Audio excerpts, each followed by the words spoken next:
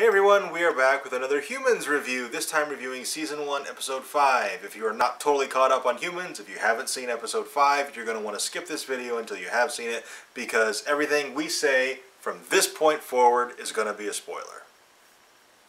First of all, one of the things I really enjoy about Humans is the characters, like, you don't always, a character will go from being very unlikable to very likable and back again.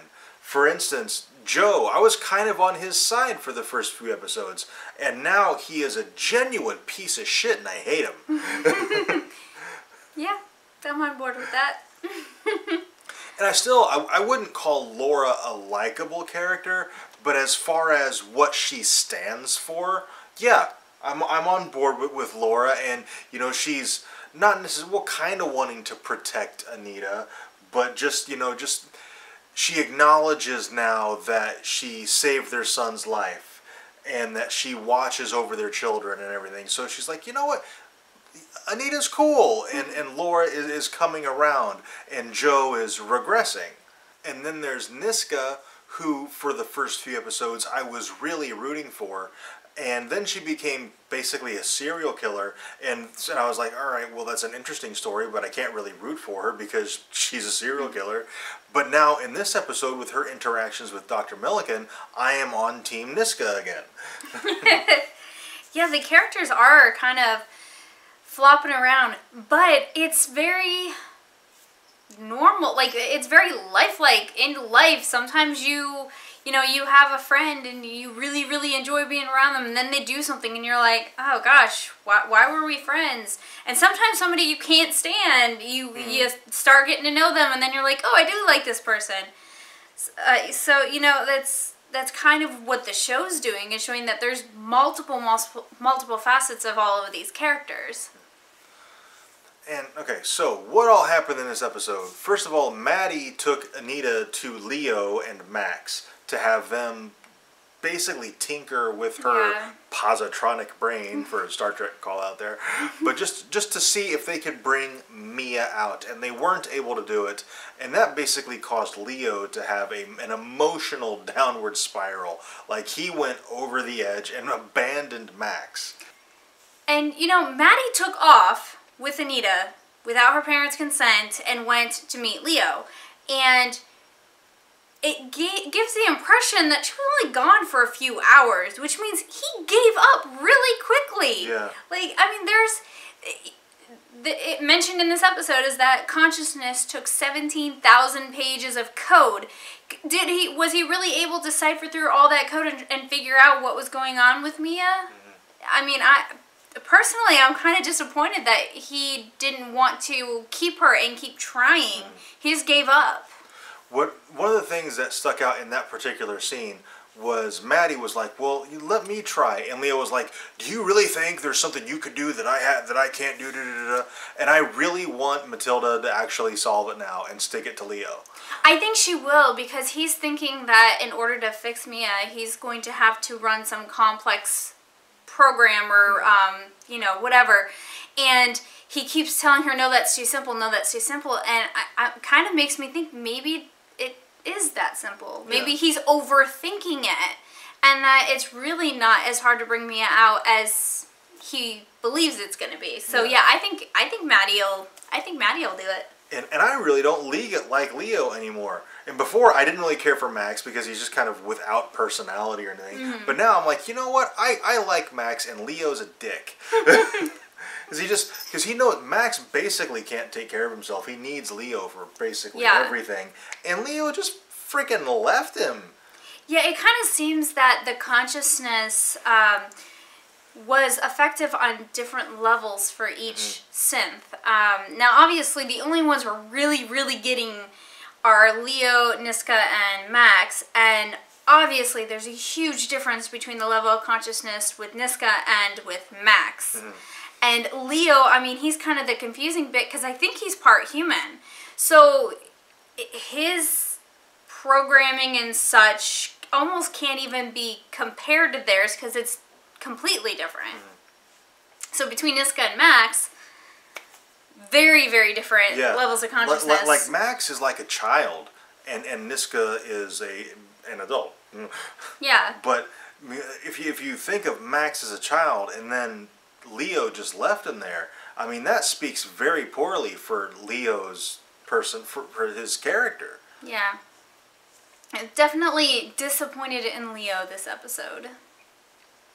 And then there's Pete. Pete is going off the deep end. Mm-hmm. And when he finds out Karen is a synth, I don't know how he's going to react to that, because it's gotta go that direction. I mean, that's... Yeah, he's going to find out. I definitely think so. They would not have made us privy to her being a synth if he was not going to find out. So, of course he's going to find out. And Pete, he's another one that, like, I was on the fence with him for a few episodes, and now I just can't stand him. Yeah. And when you do the comparison of likable characters versus dislikable characters, the dislikable characters, I think, are ahead.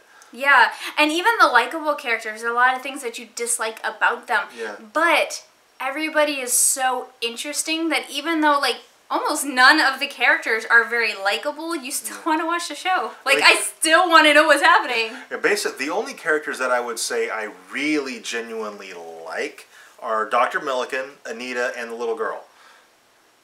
Yeah. That's kind of it. Well, Maddie. I like Maddie. You like Maddie? I like Maddie. I'm kind of like, Maddie. Like, I want her to solve the problem before Leo does, so she can stick it to him. But I can't really say I like Maddie. Just because her first reaction when she figured out that somebody had activated the 18+ with Anita was to blame her brother. And if she's as smart as it's implied she is, she would know that it would be impossible for him to do that. Because Joe had to have physical contact with her as he recited the code to activate it. And her brother is nowhere near smart enough to hack a workaround for that. He can Google the shit out of it. He's not going to be able to do it. I think she thinks in her mind, well, yeah, I could go on the internet and figure out how to bypass the security, so of course he could. If I can do it, anybody can do it. Maddie could probably hook her up to a laptop and bypass it. Yeah. But I'm sorry, I'm spacing on her brother's name, but there's no way. I mean, the kid is a dumbass. Yeah. There's no way he could figure it out. And I think as a sibling, even though there's a few years between them, I think she would know that he is just not smart enough to do it. I don't blame Maddie for jumping to that conclusion. She just assumed, I mean, any daughter is going to want to think the best of her father, assuming that it's a healthy, normal family. Which this isn't. Well, it isn't, but, you know, it's sort of, like, it's not a divorced family. At least not yet. But, you know, a daughter wants to think the best of her father, and so her first, I mean, even his first instinct, the son, he denies it at first, because he didn't immediately think that it was his father. But it takes him less than a minute. But it didn't take him very long. Yeah. But, he's like, okay, I know it wasn't me. Who else would have done it? Dad. And then he completely owns his dad in this little scene, and his dad comes out to talk to him, Joe does, and he's like, you know, say something here, you know, I know you did it, you're my dad, you're supposed to say something. You need to explain this. And he's unable to, and freaking the kid, goddammit, and freaking the kid just basically drops the mic and walks out on Joe. Yeah. And not long after that, Joe confesses his infidelity to Laura, and she kicks his fucking ass out. And I know why the kid owned up to it, like, said that he did it even though he knew it was his father, because I think he was afraid if his mom found out that it was his father, she'd get rid of Anita, and he doesn't want Anita to go. That's exactly what it was. And, you know, this is another example of a character that I really did not care for in the beginning, because he was just a pervy teenage boy, but now I kind of have a little bit more respect for him. Like, he genuinely, he knows. I think it wasn't so much selfishness, like Anita's gonna leave because a pervy boy or not, that's just ridiculous. It's just something for him to see. She's not doing anything for him, but I think he knows how much Anita means to his little sister, and he didn't want her gone for that sake. Also in last episode, when the when they were at the party and the girl was trying to kiss him and he was like, I'm sorry, you know, I like someone else. He's talking about Anita. Yeah, so he does have a crush on her. He does have some serious puppy love going on. So I will say that is an influence on him. Yeah, I mean, I don't think he was completely unselfish in the decision to take responsibility for the 18+ content. But I do think that his little sister played a part in it. I don't think he was completely selfish in doing that. At least I hope not, because I kind of want to like him for doing that. And finally, Niska, we talked about her a little bit, but like I said, her and Dr. Milliken's interactions together were absolutely fascinating. It was definitely the strongest part of this episode. Just Milliken kind of picking her brain, like, okay, what did, you know, David, they talk about the 17,000 pages of code to initiate consciousness and different things, just the philosophical conversations that they were having. Like Niska's really into Nietzsche, and you know, I thought that was really, really cool. The whole episode could have just been them talking on the couch, and I would have watched the whole thing with just popping popcorn because it was that interesting. Yeah, I mean, Niska's always had the most interesting story, and she continues to have the most interesting story. Yeah. And now it's like almost the second most interesting story was Dr. Milliken, and now they're together, so it's like doubly interesting. And I think it's almost like she has this vast IQ because she's a machine, so she's as smart as a computer is, and I think she just assumes that there's no human who could compare to her level of intelligence. Yeah. And in her conversations with Dr. Milliken, I think she's finding out otherwise.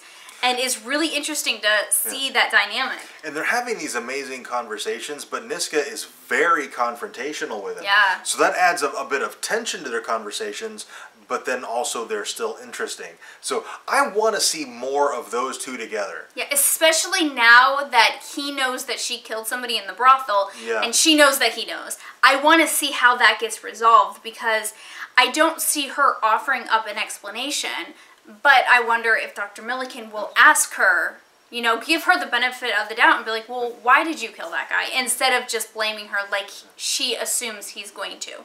They have this little exchange where she said something to him and he's like, wow, David programmed you really hard, didn't he? And she's like, my experiences have made me the way I am, not my code. And he asks her, well, what are your experiences? And she doesn't tell him, or at least it's implied she doesn't tell him. And so the fact that, you know, maybe he might be getting her backstory a little bit. I'm thinking Dr. Milliken is going to be a catalyst in the show to get all of the synths together to have what they call the proliferation of consciousness. I think he's going to be the catalyst for that. Yeah, I agree. I think so too. All right, I think we're going to end it there. But we are doing our subscriber giveaway. When we hit 250 subscribers, we will announce the winner of the giveaway, and this is how you become eligible. All you have to do is, number 1, be a subscriber, and number 2, share a video. Go ahead and share this one. It's just convenient. Now, what are the prizes? First of all, we'll do the photo first, since it's on the top.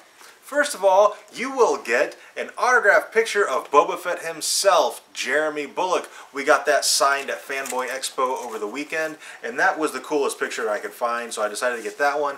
And it's actually a leftover from Celebration Anaheim, so that's where that particular photo came from. They just had extras, and so they brought them to Fanboy. Nashville first. Also, you will get to choose one of these 3 comics. First of all, the Walking Dead #1 variant from Nashville Comic-Con, or the Walking Dead #1 variant from Chicago Comic-Con, or the black and white version of that same comic. Alright, like I said, all you gotta do is subscribe and share a video. So be sure to do that. You'll be eligible for the prize, and we will announce the winner when we hit 250 subscribers. Okay, so like, subscribe, share. Thank you very much for watching. We'll see you next time.